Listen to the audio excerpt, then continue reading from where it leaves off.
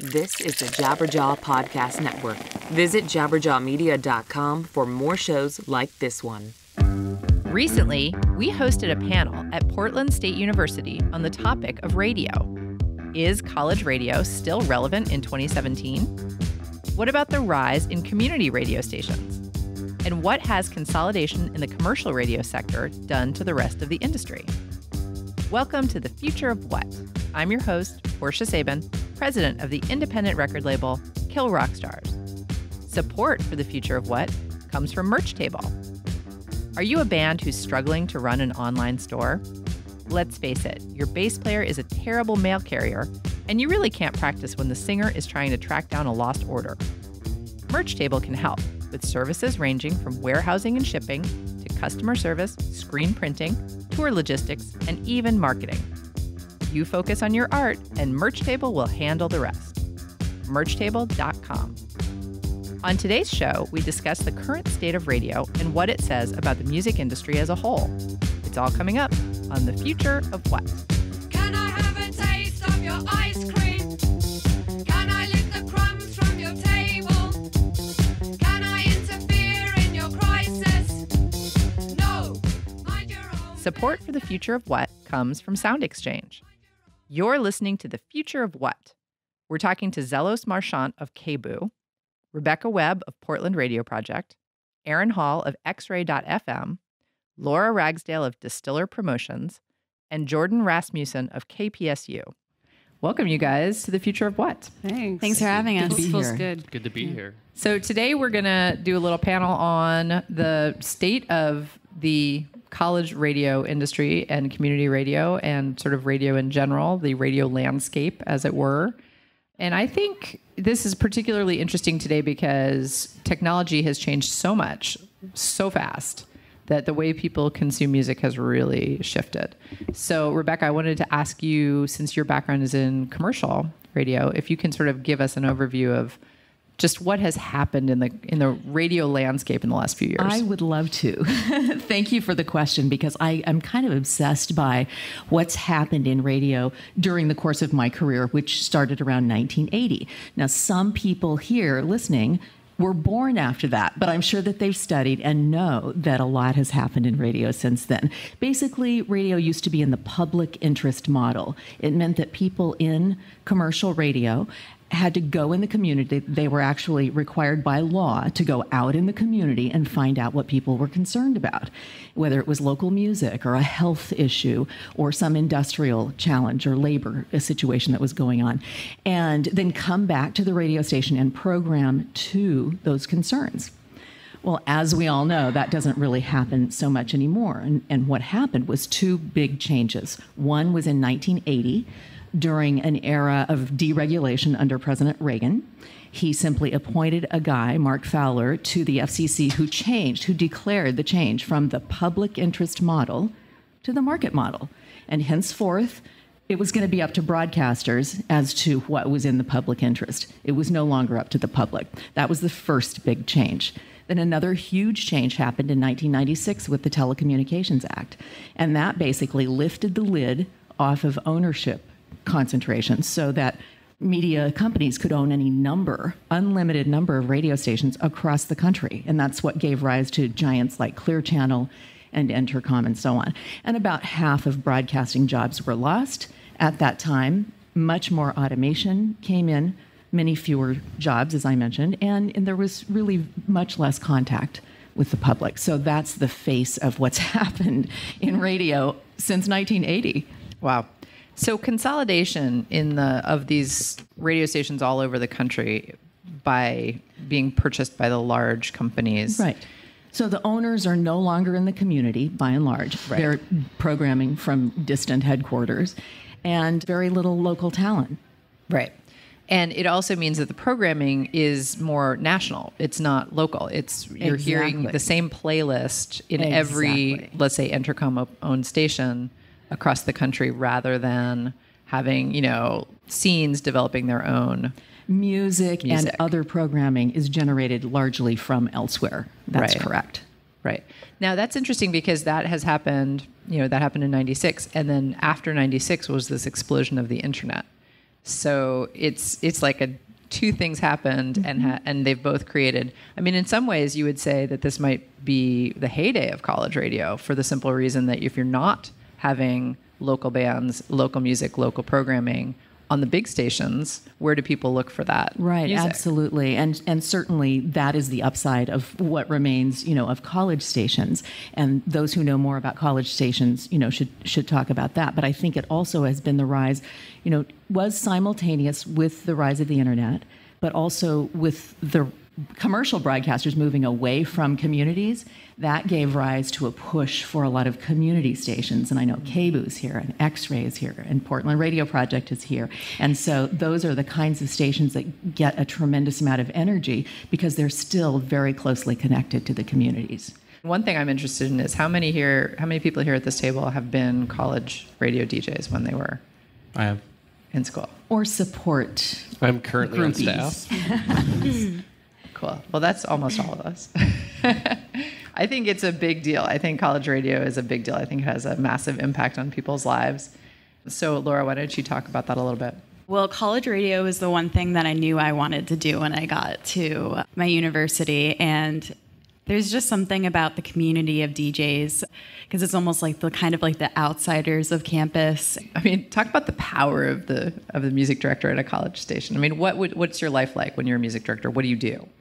It's fantastic. You feel like you're on fire because you have waiting in your mailbox stacks and stacks of records, and everyone wants you to listen to them. And a lot of times you'll get records that haven't even released yet, aka getting radio play, getting hype and everything.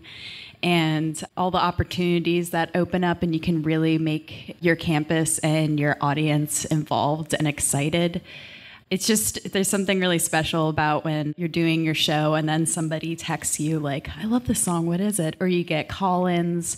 And yeah, there's just so many things that you can do to involve everyone on campus. And I just think, when I think about things like how things have been merging with, companies like Spotify and Pandora, like those are fun and you will discover things through there. But I have to say, never have I ever told somebody like, I just found this new band through Spotify. Like there are, playlists. They have the tastemaker ones, and those are always exciting from my professional standpoint. If we have an artist that's either, European or kind of not well known, and be like to the music director, like they got on this highlighted list, and then they'll be like, oh, that's interesting. And then they'll look into it further. But really where you find the bands that you fall in love with are like the openers of shows that you go to, or, mixes from friends and recommendations from friends, and even just searching it out on your own.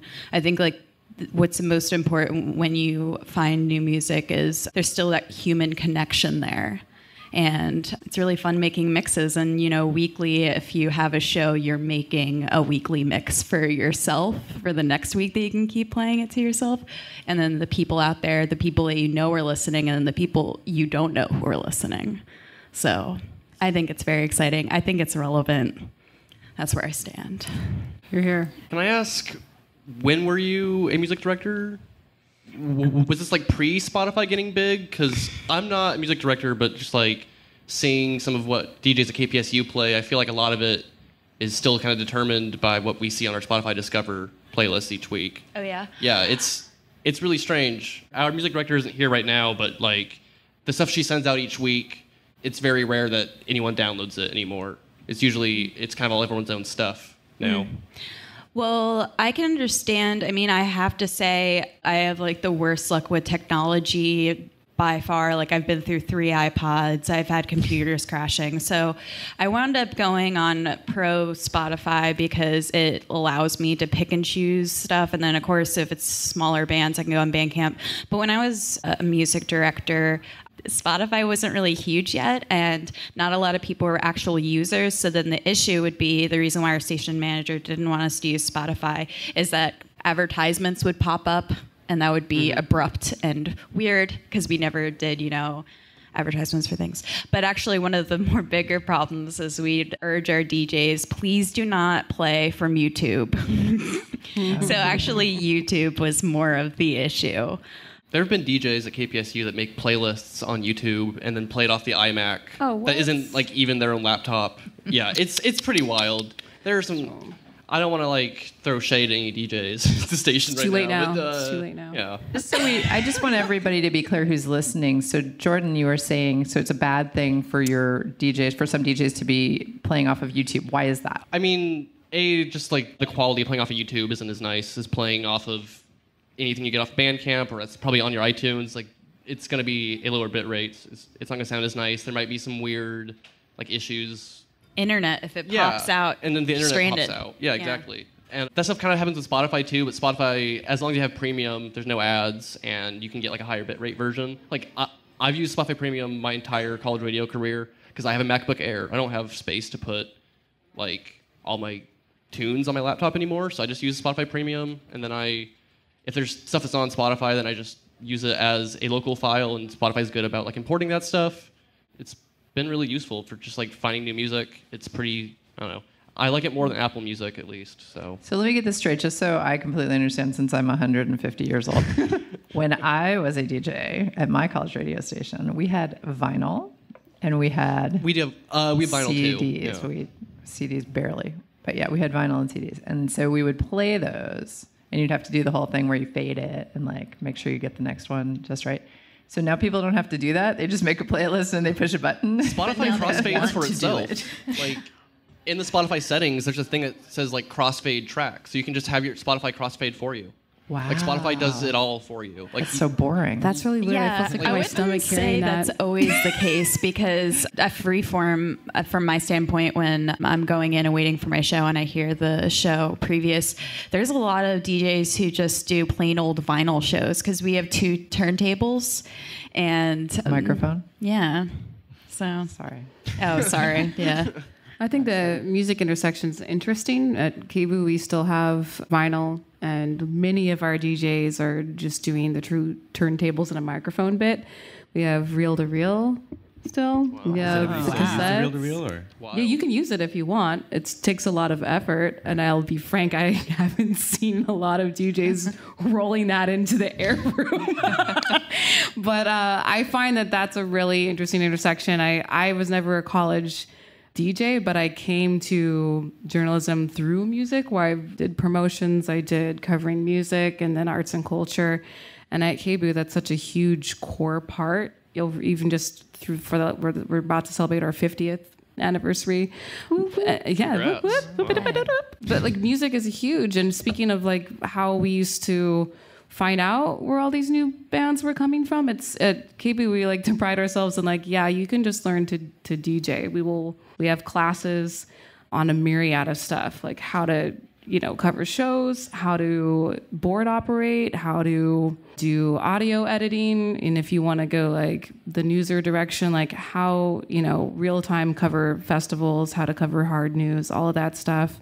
And I think the through line between college radio, like community radio in general, is that educational component, because you can't really learn to do these things really anywhere else. Who's doing the DJing anymore, and how many, what is the future of that? I think it's tied to like, where can we get the fresh new content that's not just regurgitated, to where we just like push a button on some sort of like analytic program that tells us we want to fade down, because it's not going to sound the same as actually somebody fading down that record, So now all of us are just looking for something authentic. I hate to use that word because it's become like, another marketing buzz tool. But people can tell when something is legit emotional quality and whether it's something that can make them feel motivated to do other things. So here we are. It's enjoyed a resurgence of importance lately, Right. with the rise of the Trump administration, and fake news, and whether something that you're hearing in media is authentic really matters, I think, so much more. Well, I think it goes back down to like, beyond that, where we have technology and under the idea that it was utopian, and this was also happening like even before the Reagan era. Like you could even go back to like MLK talking about automation. And so here we are, where it's like, great, we've got technology, we've got all these social media platforms, we have all these electronic ways to source music for us, but I'm not really hearing anything new. Or like depending on where you went, how far back you go DJing or sourcing music, like, man, I actually missed the days it took, 4 hours for the band to go on, you know? I miss that experience. That's kind of still around, I guess, from what I've experienced. But like stuff like that, where like it was a gem when you found those things. Really good artists, you know, who were fighting just as much as you were professionally to get like above the underground. And so, you know, I think that's the through line here. The future of it is, you know, really contingent on, can people still have access to learn how to do these things? Do they still have access to that, you know, in campuses and off campuses? I'd love to hear a little bit more about the discovery of music. And Aaron, I know that both X-Ray and Portland Radio Project, and I'm sure Freeform as well, are concerned with giving a platform for local musicians. That's something that really went away over time with the consolidation and the ownership concentration. Absolutely. I mean, part of the impetus for X-Ray becoming a radio station was because of the 26, 27 radio stations in town, the number that were not controlled by major corporate interests was 3? Tiny. I mean, outside of NPR, so there's OPB, and KMHD and the classical station. There you go. And then the rest were lower frequency stations were owned by churches. So that was a huge reason why we pushed to get X-Ray on the air, was to create another platform to be so that, you know, KBOO wasn't the only voice of independent spirit in Portland. And so, yeah, it's invigorating, because now it seems like there is actually a huge resurgence of energy towards radio, which we think of being this like Luddite technology. But the reality is that something like 95% of homes in our country have radios in them, more than they have televisions.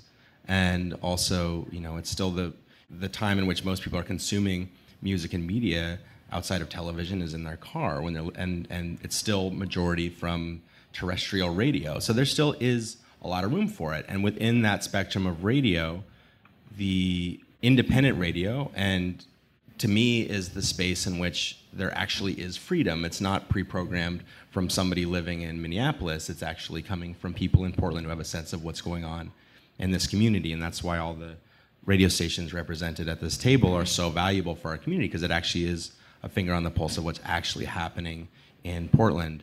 And so, yeah, I think there's still a huge realm of importance for that. And I think college radio almost has, it's the bleeding edge of it. It's people who are perhaps the most excited. They're at the beginning of their exposure to music and often the music industry.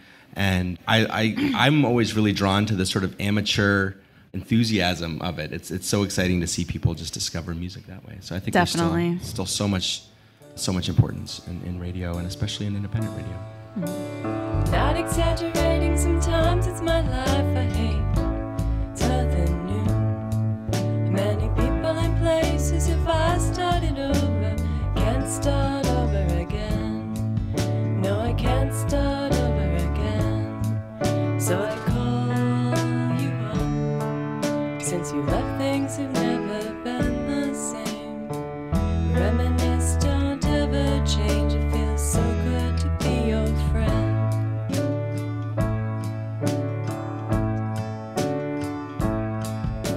Some people rehearse for the worst mudslides, thunderstorms and other forms of catastrophe. Got nothing to lose, I'm not expecting the worst. I've got you, that's all I need. So I call you up, since you left things have never been the same. Reminisce, don't ever change, it feels so good to be your friend. You may not be just like me, but you're all I need. You may not be what I need, but you're all I need, just like me. That was Best Friend Forever by Alicia BB. If you're enjoying this program, please subscribe to our show on iTunes and leave us a review. To find out what's coming up next, follow us on Twitter at KRSFOW. You're listening to The Future of What? We're talking to Zelos Marchandt of KBOO, Rebecca Webb of Portland Radio Project, Aaron Hall of XRAY.FM, Laura Ragsdale of Distiller Promotions, and Jordan Rasmussen of KPSU. I think something else happened. I mean, there's a lot of historical factors that go into everything, making everything the way it is today. And I don't remember what year it was, but it was pretty recently that a bunch of new low frequency channels were opened. 2013, right? So that sort of paved the way. And I don't know anything about that. Does anyone at this table know why those? Could KPSU get one of those? Because we're still online. I would like a. We did get one of those. I want one. Kind of at the last minute, because we really had made a decision because of the expense of terrestrial radio. We thought, well, we'll start online, and then we don't have to decide right now because it's a much more affordable way to get started. And then we found out about the window in 2013 where the FCC was releasing a lot of low-power FMs. And so we thought, we better get one. What if this never happens again? And what I'd like to just point out about what's interesting about that is that occurred because of the pushback against ownership concentration. Just a little bit of an overview about that is that after 96 and all of the broadcast companies were bought out by a very handful of large media conglomerates like Clear Channel and Entercom, then the public realized that something had happened. Even though they couldn't really put their finger on it, they were like pushing the button going, these aren't my people. Where did my people go? This isn't my music. These are the same 8 songs playing over and over again. And so eventually word, got around that these large corporations had basically taken the airwaves from the public. De facto, that's what happened. So there was a huge push for low-power FMs to be released by the FCC. And that's really not all there's much more detail, but that's the gist of what happened. And so the FCC released these low-power frequencies in 2 rounds. One was in early 2000s. I think it might have been 2003, but I'm not positive of that year. And then the only other one that's happened, and what that means is low power is they go in between the large clear channels, which are very powerful, and find little smaller signals that can be used for community purposes. And then nonprofits apply for those. And that's what we did at Portland Radio Project in 2013. And we were happy that we got one. We actually got it at the time in partnership with the Q Center, the LGBTQ Resource Center in North Portland. We had applied for the same signal. And when that happens, if more than one party applies, you can either arm wrestle over it legally, get lawyers, and it might take years to try to claim the whole signal, or you can agree to share it, and that's called a timeshare, and that's what we did. And then they decided not to continue broadcasting sometime last year, so they gave us their whole signal. So we have 24/7, which we were thrilled about that, of course. Definitely. Yes. So Aaron, how did XRAY do it? Because I know you guys have more than one. We started out on 91.1, and it was, I remember the day that our signal went live, because up until that point we didn't really know how loud it was going to be. And we very soon realized that it was not loud at all, and that it could be heard, with some strength if you were pretty close to the Mount Tabor area. If you were sort of between, let's say, 50th and 120th, and between I-84 and Hawthorne, you could get some sense of it, but beyond there, the signal just wasn't strong enough. And so KZME was a radio station that was around for several years that was mostly focused on local programming, and they decided to hang it up.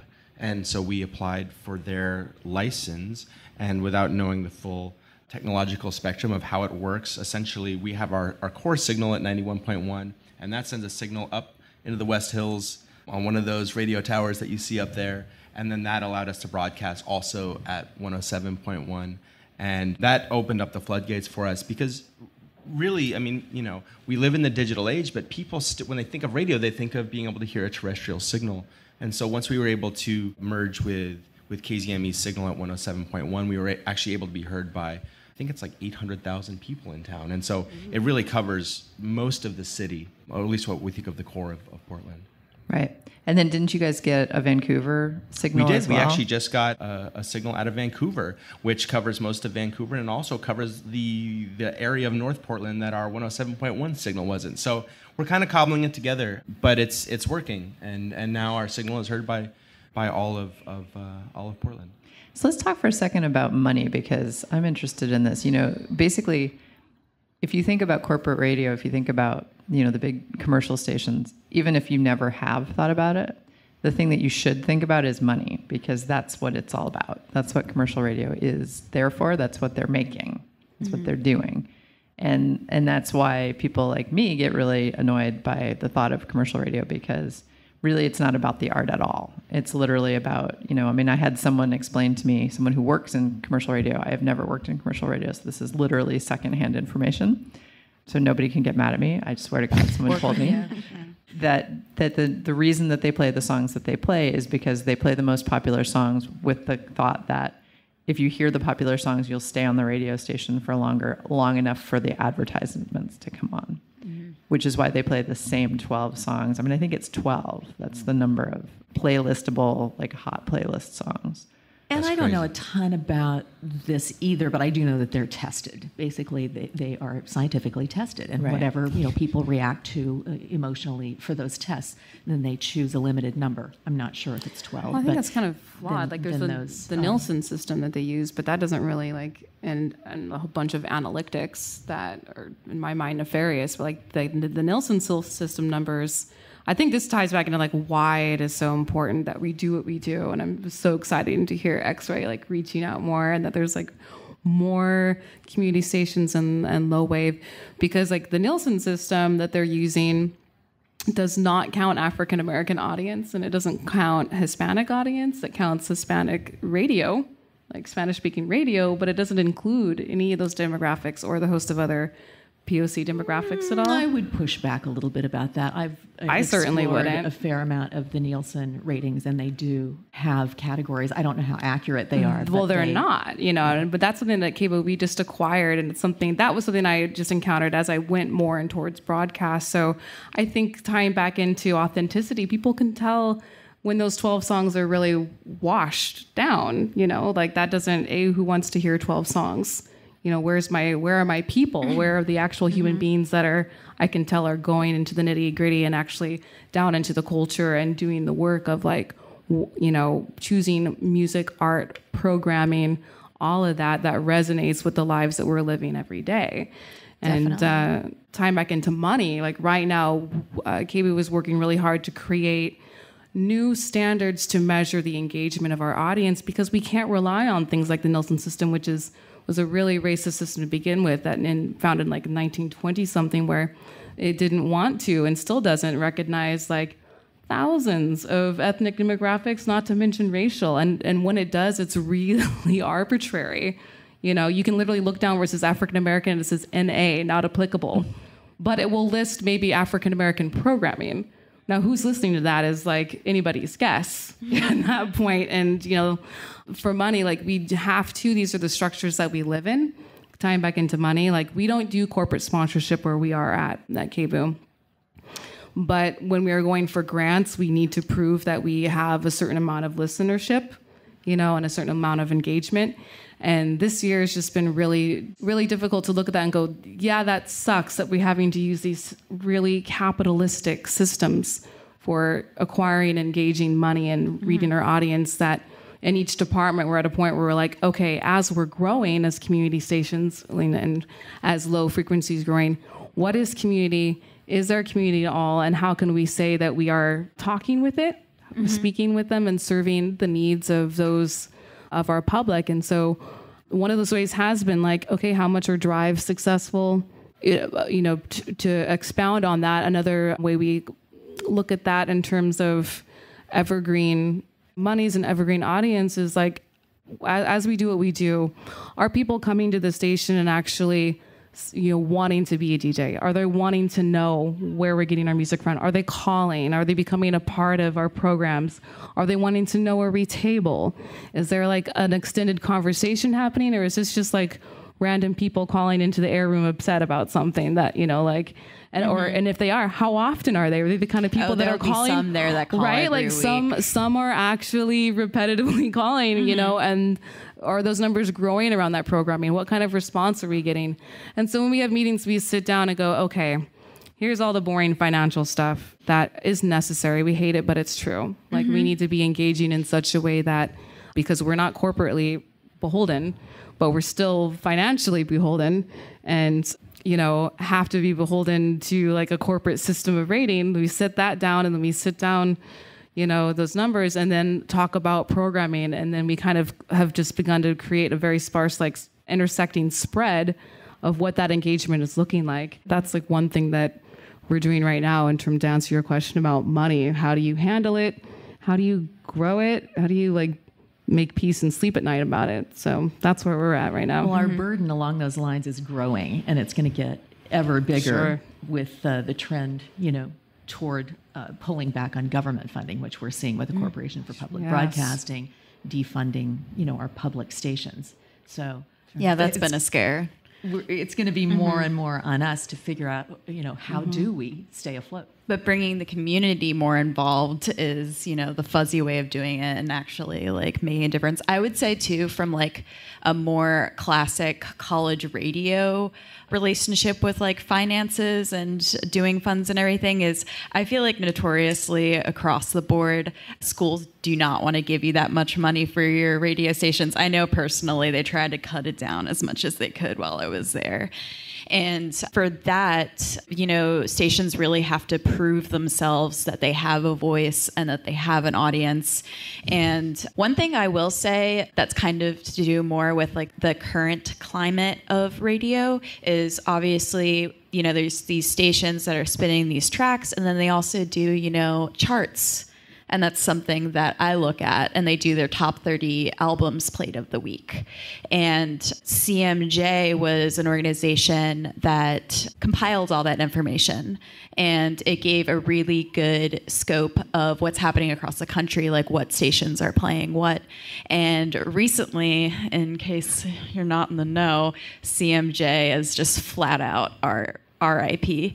But to say what is related with finances that's new with this college climate that is actually just been new in the last 8 months is there is a new chart organization out there. It's called NACC.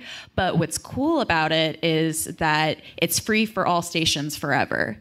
So NACC just started in September, and this past week they've had around 250 college radio stations that have reported, which is pretty great because to give you an idea of how CMJ was doing with charting just this past year, in August of 2016, there were around 167 stations reporting, and then I'll just go down to the further one where they're more in their heyday of recent years because they used to be way bigger in like the 90s and stuff.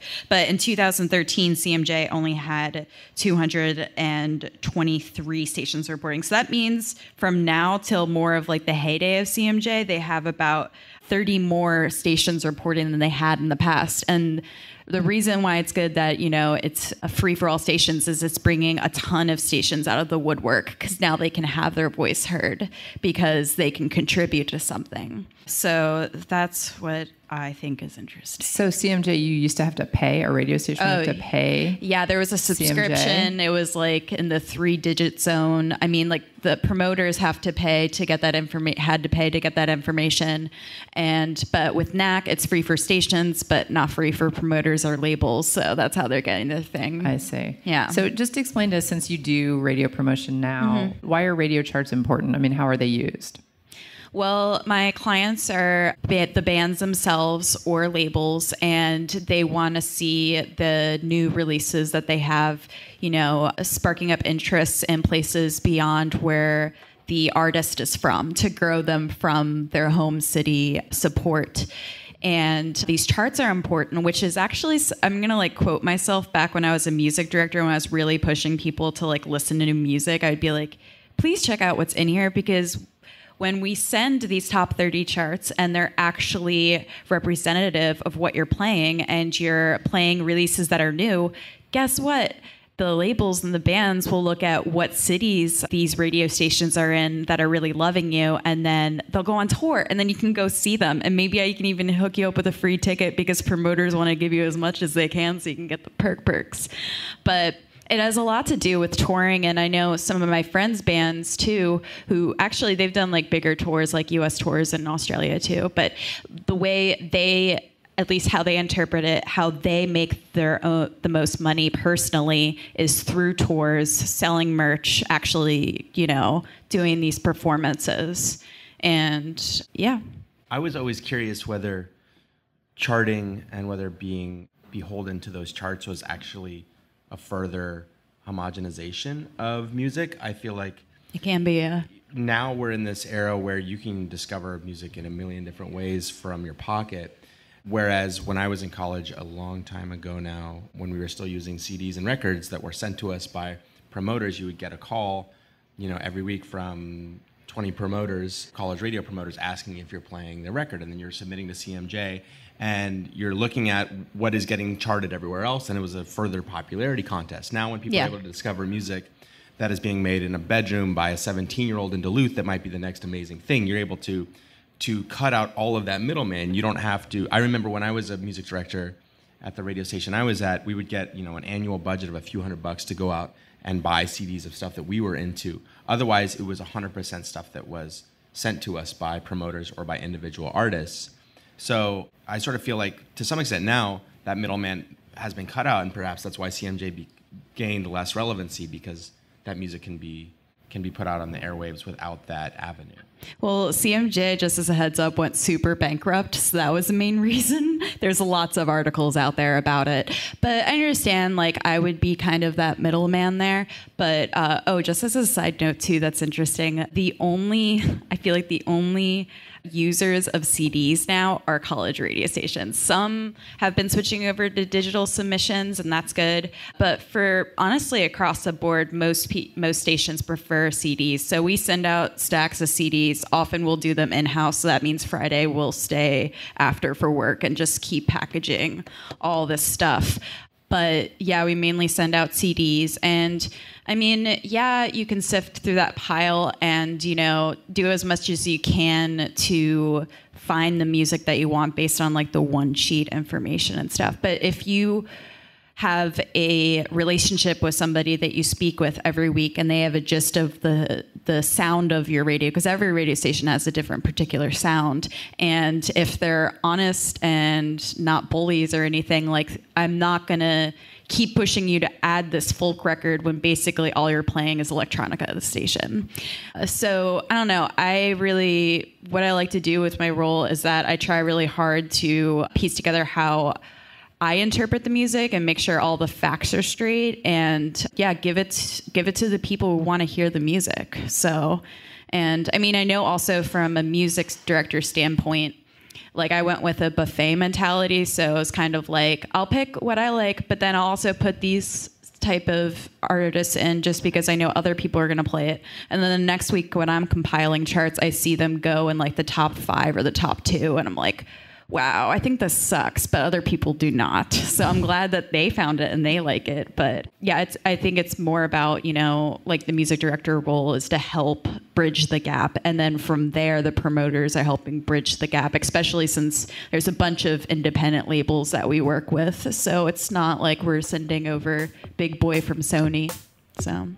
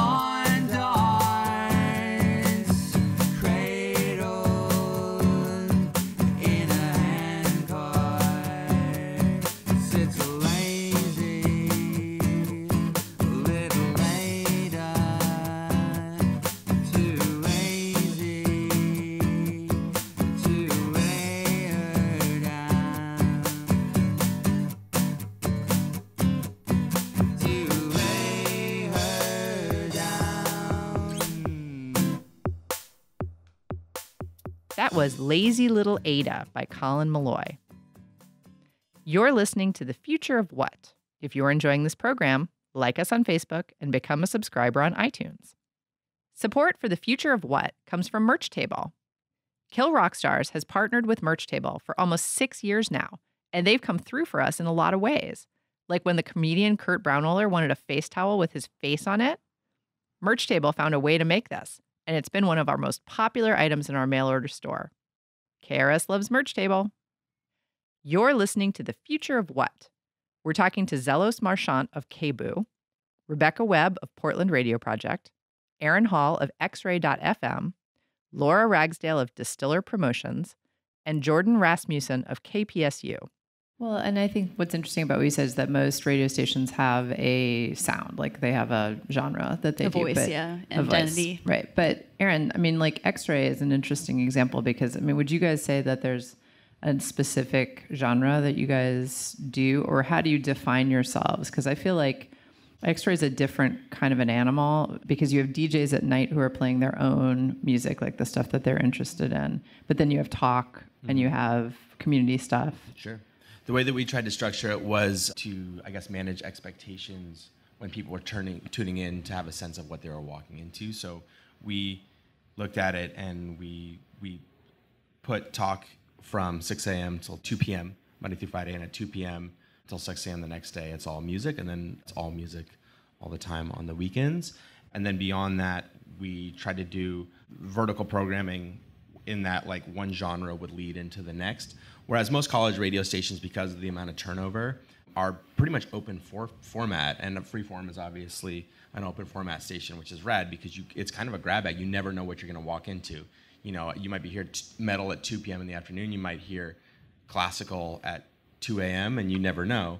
For us, we were like, well, you know, we want to have the edgier sounds, the harder edge sounds later at night. We want to have things that are more broadly palatable at times when more people are going to be listening during the drive time hours. And eventually we realized that where we did want to create a platform for newer music and for people to find music, stuff that was coming out right now, or bands that are swinging through town, or local stuff, was really in our music drive time block. So from 2 p.m. till 6 p.m.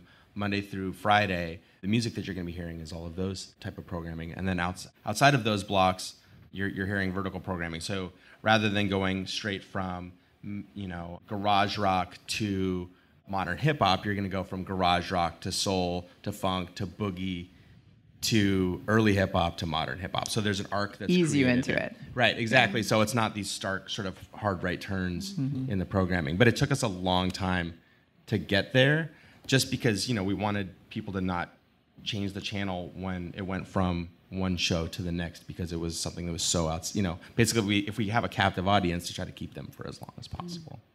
And what about KBOO? How do you guys define yourselves? Oh man, I was actually just wanting to jump in and like ask Aaron like how difficult you find continuing that arch. You know, right now being KBOO being 50 years, like there's old timers there. Oh yeah. I'll be frank, there's old timers there and they're great. Like I love walking in on Thursday and having Shaksa Shiba, these two cute white ladies who are I want to hate. I'm just like, what are you doing? What are you doing?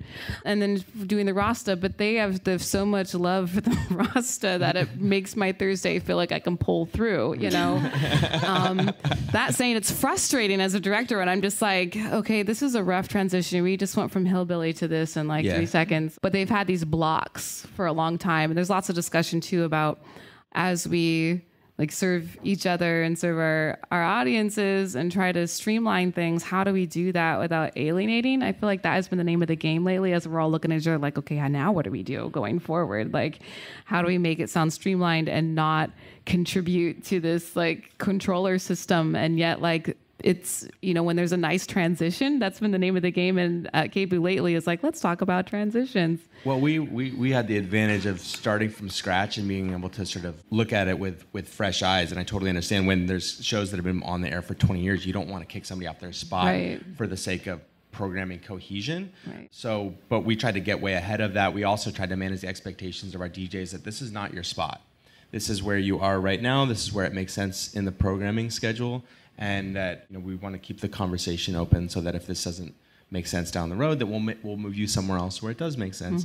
And I think just managing the expectations of the DJs has been really helpful to that end. And there's always going to be hard right turns when you know, we're doing the full spectrum of recorded music from 1920 until now. So, you know, 100 years of music, there's going to be times where there's weird transitions, but we tried to minimize them as much as possible. And we've had to switch our model around a few times. And when you do that, there's going to be a couple people who are bummed out, but if you can kind of let them know that we're doing this for the sake of putting your show in the place in which the most people are going to appreciate it. And the coolest thing about XRAY that we didn't even really imagine before it came to fruition was that it started to create new musical communities within Portland, because people are finding more, the DJs are finding more like-minded people who are interested in the same kind of genres.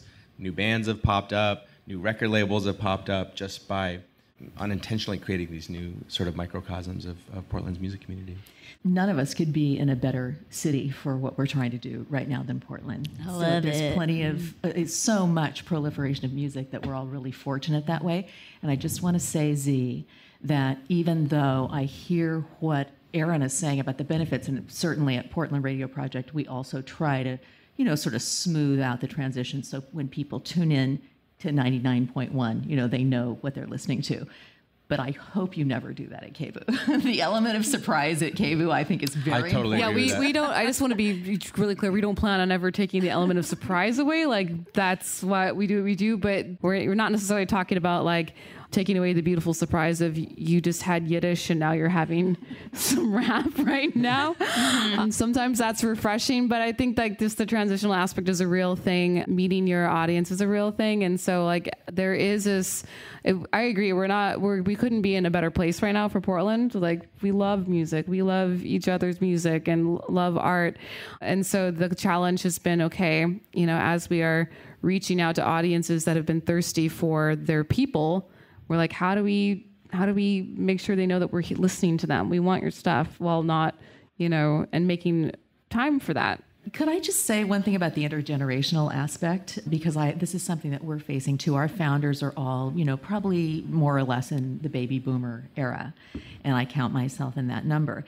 And we've reached out to pull in a millennial audience with the idea that we have some networks and some resources and some experience that we can offer them. But we see ourselves more at this point as mentors and facilitators.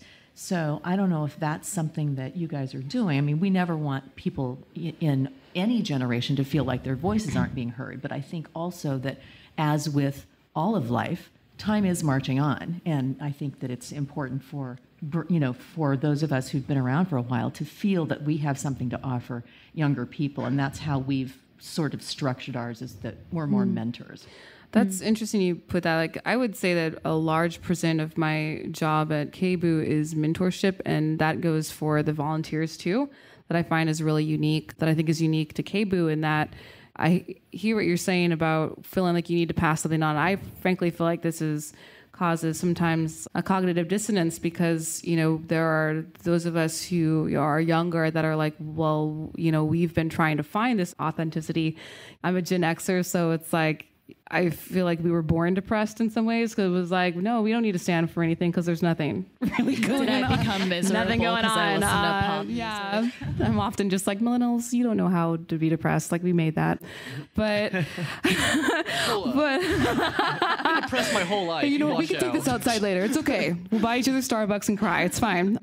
But at KBOO, like, everybody's a mentor. We don't, then I'm not saying we know how to like solve all these issues of like, how do you make sure everyone feels supported? Because like, I really feel like here unity is a sham. It's challenging. But people come from all different walks of life into KBOO. Like, some people have had, jockey experience. Some people haven't. Some people have done promotions. Some people haven't. Some people have never written anything before. Some people have written for 7 years and they're just wanting to volunteer and do something. And so That's why it's great, because it's a huge great. variety. So, and most people are on board with that, and that helps. Where even doesn't matter, the generational thing doesn't really matter, because in the context of KBOO, somebody who might only have been there like for a year, or some people have been there 5 years, but maybe they've done different jobs, that the majority of the time I haven't really, I felt that everybody was mentoring each other in some way. And that's really helpful in terms of running classes too, or maybe somebody just got gung-ho for anchoring. And so they're doing anchoring classes, or somebody just loves their Peter Frampton so hard, and so they have like this block that they do, like is there a Frampton block? Actually, there's somebody on the youth collective that is, bless their hearts, it's like this 14-year-old pimply cute kid who's just like so down for the worst music ever, and everybody on the youth collective when he comes in is just like, oh man, not this guy again. But like Aaron and I are like, he's important too, and this is his turn to spend for 2 hours, so he'll go in there with, you know, Rhinestone Cowboy and Peter Frampton. That's the interesting thing about independent radio is because you're trying to create this confluence between people being able to express themselves and curation, and often those things it's difficult. Can be at loggerheads. Yeah, I'm there when the youth collective gets there at night, and I love them because they shake it up after like the news, and they're just like, what? And I'm like, listen, it's not about you. It's not just about you. Like, no, this does not do it for me, but it's not about me either. So give him his 1 2-hour spot a month. But it's also the pipeline for the music industry. Yeah. It's like the first job that almost everybody I know that's in the music business was doing college radio or being a music radio director, being a program director. Yeah. That's totally true. Well, the last thing I wanted to just touch on really quickly, because we're pretty much out of time, is sort of a little bit of a more hopeful note. I mean, I'm making this up, so I could be just totally full of it, and you guys can tell me that. But I think one of the interesting things about this moment in history is that for whatever reason, I think the internet and the way things have gone, technology has happened, we've kind of come around and back to a time when genres and scenes are more important. And I think everything has kind of microed as opposed to macroed. Like, I think everything got real big in the 90s, and then now it's collapsing. And as a result, I think one of the most popular models out there right now is this like subscription membership model, which is like the original public radio model. So, I mean, do you guys feel like that's like a positive? I kind of hate it. I think it's largely because they don't have a lot of options. You know, they pretty much, people have figured out they're going to have to pay to get what they want. And most of the public radio models that I'm familiar with, and I don't know if this is true of X-Ray, but OPB, for example, and KEXP up in Seattle, they get at least 60% of their funding comes from members. Right. And so, you know, that's a lot of people to try to draw in to your circle to make it work. And, you know, OPB is so good at it, and they've been at it so long, and no matter how much we might hate Pledge Week, it does work, you know, to get people, to guilt trip them over to, you know, make their payment and become a member. So it's kind of an unfortunate reality. I don't think it's the best case scenario, but I think that's largely I just think what it's we're interesting looking because at. I think it's like everything old is new again. Like now, this is how, you know, this is an old model, but it's actually pretty strong right now. Because the other two possibilities, you know, for funding streams, if it's not going to be your members, it's going to be either businesses or the government, right? And it's not going to be the Or government. it could be both. I don't know. We have a saying at KBOO, like, nobody owns KBOO. Does that mean we're going to say, screw you? No. But, you know, we're built on a free form in many ways. And if you're really going to be a part of real life experience in the community, then you're going to understand that it's not just about you. I don't know. I felt like I owned OPB when I wrote to them and I said, if you don't get rid of World Have Your Say, I'm never going to subscribe again. That show sucked. I felt the same way.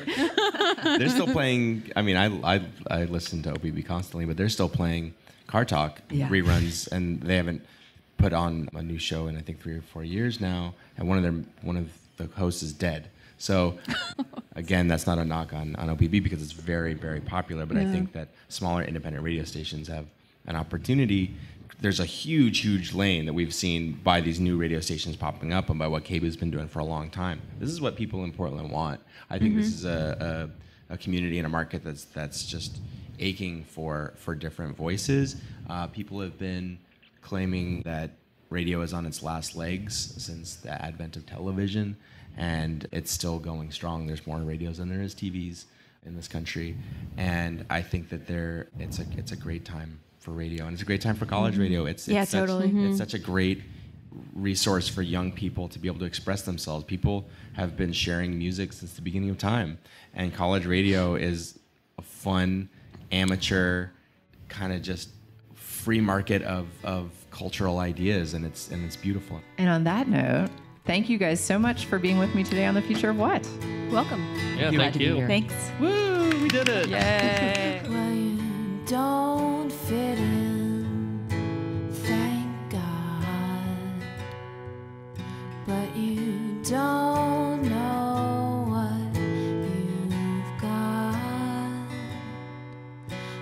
you try to be like them, but you're not.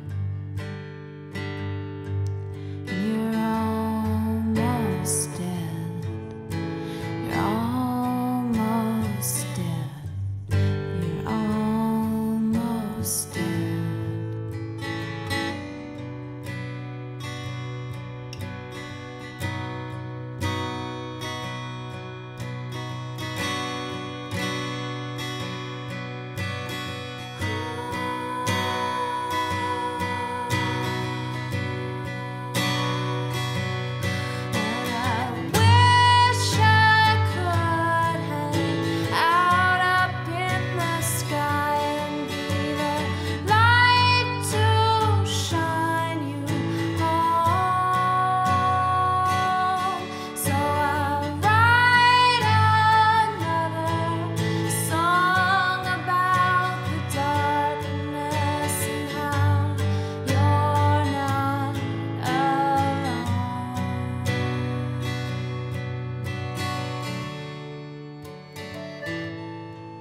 That was Another Song About the Darkness by Lauren Hoffman. Looking for a new podcast? Check out O Marks the Spot from Outer Loop Management. Host Mike Mowry and Outer Loop staff members Lance Rowe and Susie Lee give listeners a behind-the-scenes look at what it takes to run a label and management company from every aspect, highlighting the successes and challenges from week to week. Find O Marks the Spot on your favorite podcast app. And that's our show.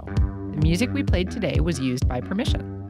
You heard Alicia Beebe, Colin Malloy, Lauren Hoffman, and of course, our theme song, Mind Your Own Business by the Delta 5. Subscribe to our podcast on iTunes and leave us a review. For more info on our shows, check out our website at killrockstars.com/thefutureofwhat. Our program was engineered by Brent Asbury at Beta Petrol and is produced by Will Watts and Anna McLean. I'm Portia Sabin, president of Kill Rockstars. See you next week. Can I have a taste of your ice cream? Can I lick the crumbs from your table? Can I interfere in your crisis? No, mind your own business. No, mind your own business. This is the Jabberjaw Podcast Network.